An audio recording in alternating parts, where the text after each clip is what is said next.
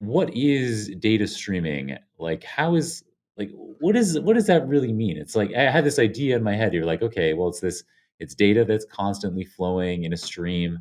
But how is this when you're talking about data streaming? How is that different from other kinds of data flows? Or is it Mm. something to do with the volume of it or the speed?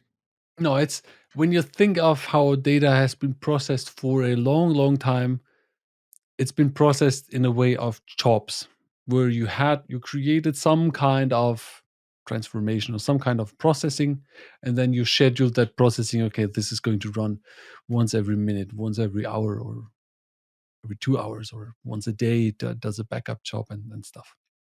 So that was what you had for a long, long time. And what tools like Kafka or Kinesis on AWS or Event Hub on Azure are bringing you is that you are starting to get event driven. So that means once something comes in, once an event gets fired off or sent off to your platform, the system automatically is going to react to that event and is going to basically feed that through your whole pipeline. So there is no scheduling. Whenever something new comes in, it's going to go through the whole thing and that's it.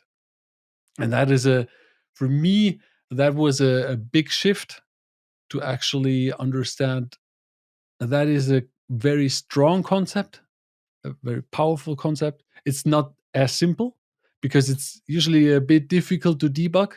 With a simple job, you can schedule that and like very easily run logs. But if something is constantly and very fast and there's a lot of data, it's getting difficult.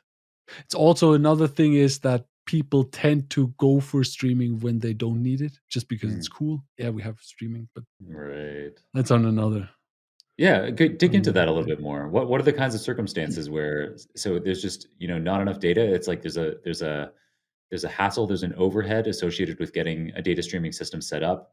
Yeah. But then if there's not a lot of data flowing through, it's that all of that overhead was wasted. Yeah, exactly. That's the thing. People set up these streaming systems because they think it's cool. Maybe they want to like communicate something to the management that they have something new. But when you look at the consumer, then how is the consumer reacting?